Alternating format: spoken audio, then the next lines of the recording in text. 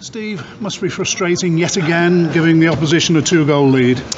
Yeah, something we've got to stop doing, and it's happened now in the last 3 games. I wouldn't say we got away with it at Dartford or Bristol Rovers, because we deserved that, but I just felt today that Andy Dibble Andy Dibble's lad's been outstanding in goal, and he's made some crucial saves, but defensively we really got to tighten up, and we're making some basic mistakes at the minute that's not helping us. So but we kept going, and again I thought we'd got one at the end there, but it wasn't to be today.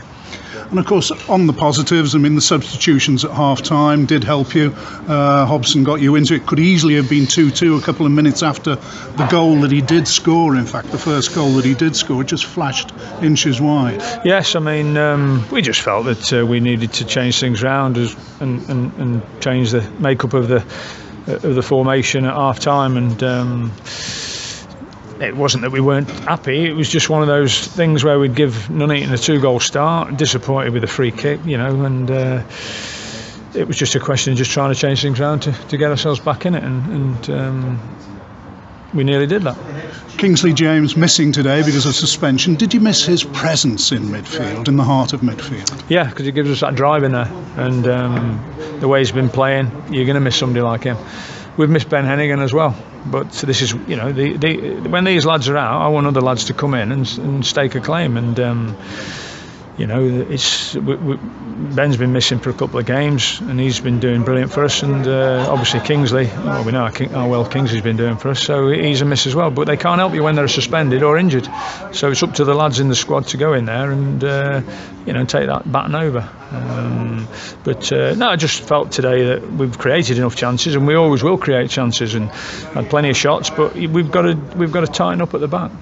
And of course, the third goal came as a result of you pushing forward, and it was a gung-ho sort of period in a way, wasn't it? Yeah, it was. We should have perhaps made it 2 each just before Nuneaton got the third, but they'll always throw people forward to get back in the game, and if it means leaving one-on-one at the back or whatever it is, then we'll do it. That's just the way I am, and I'm not going to change that.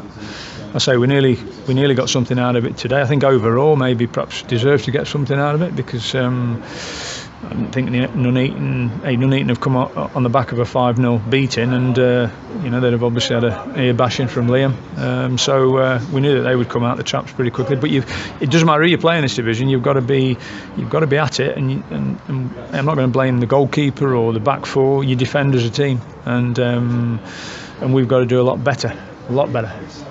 But the application must be pleasing, and if there is a positive to come out, the way that the heads didn't go, the application was there. 3-2, it could easily have been 3-3 in added time. Yeah, quite easily, and that's the one thing about the players, and I think that just goes to show how far we've come in a short space of time, where all the lads turning up today in the squad and myself, we expect to win.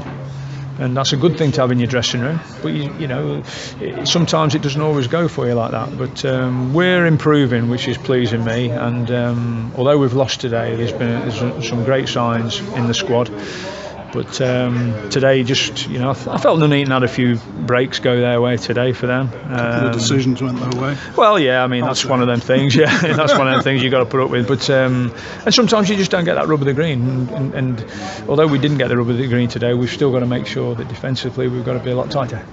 Now that results in the book, nothing you can do about it. Now you move on to Tuesday, another team that are battling at the bottom of the table in Telford. Yeah, very much so, and thankfully today we didn't get anybody booked that will see them miss Tuesday, because there was a few walking a bit of a tightrope with that, and obviously with Kingsley coming back into the squad, that'll give us a big lift, and hopefully Ben Hennigan will be fit as well, so that just make us stronger when everybody's fit. Will Tuesday's game against Telford be similar to this, a team that really battling to try and get away from the nether regions, if you like? Well, we've got to adjust sometimes against teams to, if it becomes a battle, we've got to battle with teams, but we want to play. But I've said to the lads after the game, it's not always going to be like that, where Nuneaton closed us down quickly today and got in amongst us. But when there's games like that, you've got to adapt, and that's the other side of winning matches. And of course Telford had a reasonable result on Saturday. They drew 1-1 with Grimsby. Yeah, well, Liam's fighting for his life down there, isn't he? So you know, and I know you know, they work so hard to get into the conference, and I'm sure they're not going to just give it up. So we know how tough it's going to be, but just think it goes to show this league this season that it's a very strong league, and anybody on the day can beat anybody. How is the injury situation at the moment? I'm thinking of O'Keefe and Hennigan. Will they be available for Tuesday? O'Keefe's not going to be right, unfortunately, and Hennigan will have to have a look closer at the time. He wasn't right today, but hopefully, fingers crossed, he'll be okay Tuesday.